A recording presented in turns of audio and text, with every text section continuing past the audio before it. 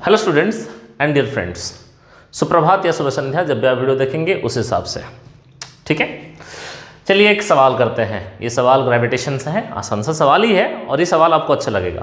देखो सवाल में क्या है, हमारे पास एक रॉड है, इस रॉड का मास कुछ m है। देखो ये जो मास है ये कंसंट्रेटेड मास नहीं है, ये डिस्ट्रीब्यूटेड मास है। ये रॉड का जो पूरा मास है, ये मास जो है वो डिस्ट्रीब्यूटेड ओवर इट्स लेंथ है। इसका लेंथ l है, इसका मास m है। और along the length of this rod a distance पे, इस एंड से a डिस्टेंस पे एक पॉइंट मास है। ये बॉल दिख रहा है लेकिन ये पॉइंट मास है जिसका मास m नॉट, ठीक है। न्यूटन बाबा ने आपको क्या कहा, every body in this universe attract every other body. ये भी एक बॉडी है, ये भी एक बॉडी है, तो ये बॉडी इसको अट्रैक्ट करेगा। तो सवाल ये है, ये बॉडी इसको कितने फोर्स से अट्रैक्ट करेगा, यही सवाल है आपके पास, ठीक है ना। इस रॉड की वजह से इसके ऊपर जो ग्रेविटेशनल फोर्स ऑफ अट्रैक्शन रहेगा वो कितना होगा, यही पूछा गया है आपको, ठीक है ना। अभी तक न्यूटन जी आपको जो फॉर्मूला बताया न्यूटन्स लॉ ऑफ ग्रेविटेशन में F = gm/m2/r², वो फॉर्मूला वैलिड किसके लिए है, पॉइंट मासेस के लिए है। लेकिन ये रॉड जो है वो पॉइंट मास नहीं है, ये कंसंट्रेटेड मास नहीं है, ये डिस्ट्रीब्यूटेड मास है। तो आप क्या कीजिएगा, देखो ये रॉड तो है लेकिन बहुत सारे छोटे छोटे एलिमेंट्स को लेकर के ही रॉड बना होगा ना। ऐसे छोटा एलिमेंट, छोटा एलिमेंट, छोटा एलिमेंट, छोटा एलिमेंट, छोटा एलिमेंट। मान लीजिए रैंडमली मैं यहाँ कहीं पे एक छोटा सा एलिमेंट लेता हूं, जो एलिमेंट ना यहाँ से कुछ x डिस्टेंस पर है, ये पॉइंट मास से, और ये एलिमेंट का लेंथ है dx मान लीजिए, ठीक है ना। या इसका लेंथ यहाँ पे लिख रहे हैं, इसका लेंथ dx है, ठीक। अब ये पूरा रॉड का मास जो है वो m है, तो एलिमेंट का जो मास होगा वो मास dm होगा। अब ये dm कितना है पहले वो डिसाइड कर लेते हैं। सुनो, यहां पे मैं लिख रहा हूं लेंथ और यहां पे लिख रहा हूं मास। ऐसे तुम अप्रोच करना स्टार्ट कर सकते हो। देखो पहला बात है, ये रॉड का लेंथ l लेंथ का रॉड के ऊपर मास जो दिया गया है वो m है, इसमें कोई दिक्कत नहीं है। यूनिट लेंथ का रॉड अगर होगा तो उसके ऊपर मास होगा m/l, इसमें भी कोई दिक्कत नहीं है।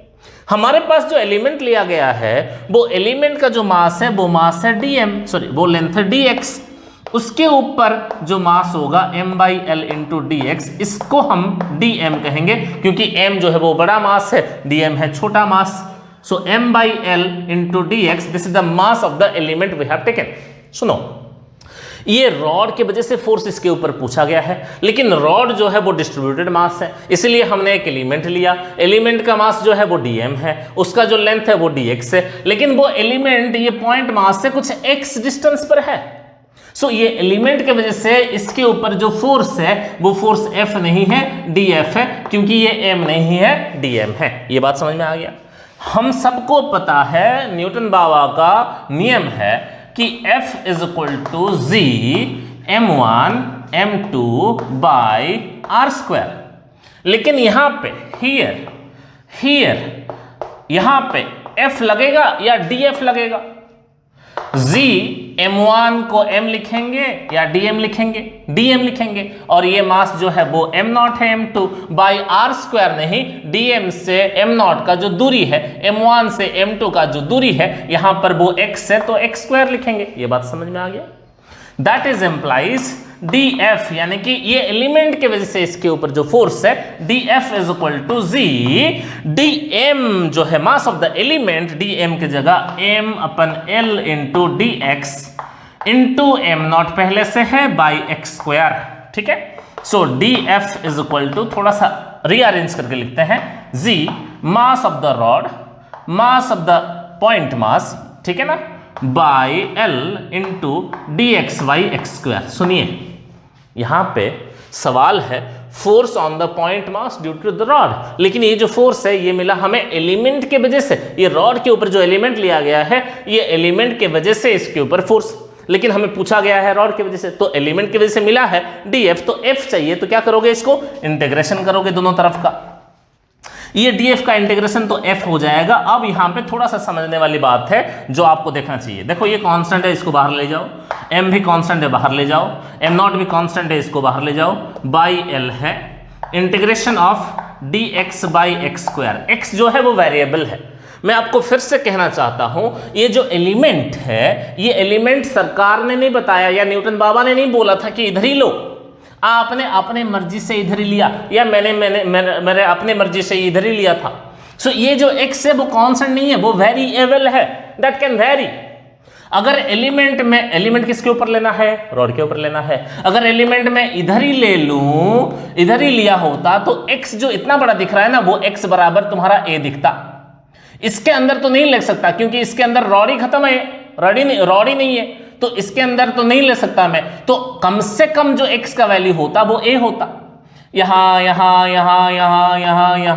ले सकता हूं मैं। अगर मैं एलिमेंट यहां लेता तो x बराबर कितना होता, a प्लस एल, ठीक है ना। सो x जो है वेरिएबल है, वो कहां से कहां तक वेरी कर सकता है, इसके बाहर तो ले नहीं सकते ना, रॉड ही नहीं है, इसके अंदर रॉड ही नहीं है, तो x जो है वो कम से कम a होगा और अधिक से अधिक कितना होगा, a प्लस एल होगा। ये लिमिट आपको समझ में आना चाहिए, ठीक है ना।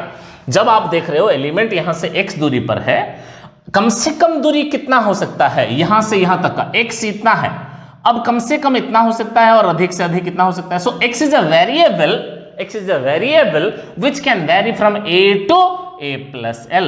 लोअर लिमिट है a, अपर लिमिट है a plus a। बच्चों को थोड़ा सा दिक्कत होता है लिमिट समझने में, ठीक है ना। सो ये वेरिएबल का लिमिट जो है वो a से a plus l तक है। इसके आगे का जो कहानी है वो एकदम सा आसान कहानी है, हर किसी को समझ आ जाता है। That is implies F is equal to G mass of the rod, mass of the point mass by L। देखो ये dx बाई एक्स स्क्वायर, इसका इंटीग्रेशन डायरेक्टली भी आपको आना चाहिए, नहीं तो अभी आप 11th में हैं इसलिए आपको मैं सिखा दे रहा हूं। इसको इंटीग्रेशन आप ऐसे करोगे, x टू द पावर -2 नीचे है ना, ऊपर ले जाओ -2 dx का इंटीग्रेशन। अब ये x जो है वो वेरिएबल जो कि वेरी करता है a से a प्लस एल तक, ठीक है। That is implies F is equal to G m not by L। देखो integration of x to the power n dx होता है x to the power n plus 1 by n plus 1। फिर से याद दिला रहा हूं मैं, बेसिक मैथमेटिक्स में पढ़ाया है हमने, इंटीग्रेशन का फॉर्मूला आपको आता है। x to the power n dx का integration x to the power n plus 1 by n plus 1, ये हो जाता है a से a प्लस एल तक वेरी। तो ये होगा F is equal to G m not by L, x to the power -1 by ये होगा -1 a से a प्लस एल तक। That is implies F is equal to G m not by L -1 upon x जो कि a से a plus L तक very कर रहा है। देखो एक छोटा सा बात कहना चाहता हूं मैं, integration of dx by x square, इसको हम काफी बार इस्तेमाल करेंगे 11th में भी और 12th में भी और उसके आगे जीवन में भी। जब तक आप फिजिक्स और मैथमेटिक्स और इंजीनियरिंग पढ़ रहे हो तब तक dx बाई एक्स स्क्वायर का इस्तेमाल, इंटीग्रेशन काफ़ी बार पूछा जाएगा। तो डायरेक्टली याद रखो dx बाई एक्स स्क्वायर का इंटीग्रेशन -1 अपन x, ठीक है, जो कि वेरी कर रहा है a से a प्लस एल तक। तो F is equal to minus को थोड़ी देर के लिए आसानी होगा, थोड़ी देर के लिए बाहर ले जाओ, नहीं तो इधर भी कर सकते हो। सो G m not by L. देखो ऐसा भी एक तरीका है, अगर माइनस होता है ना, आप क्या करते हो, अपर माइनस लोअर करते हो, अगर माइनस है तो लोअर माइनस अपर कर देना। उलझल में नहीं डालना चाहता हूँ मेरे बच्चों का, अभी छोटे हैं आप लोग। सो ये माइनस को बाहर ले लो आसानी से, और जी m नॉट बाई एल और 1 अपन x जो है x वेरिएबल है और लोअर लिमिट है a और अपर लिमिट तेरा है a प्लस एल, ठीक है ना। So F is equal to -g m not by L 1 by x की जगह अपर लिमिट लिख दे a plus L minus x का लोअर लिमिट लिखो a है, काम खत्म, ये लिमिट भी हो गया, तुम्हारा इंटीग्रेशन खत्म हो गया। देखिए F इज इक्वल टू, ये माइनस को आप अंदर ले जाओ, G m not by L, minus अंदर जाएगा तो क्या होगा 1 by a minus 1 by a plus L, ठीक है। अब क्या करोगे, इसको एलसीएम ले लो, F is equal to G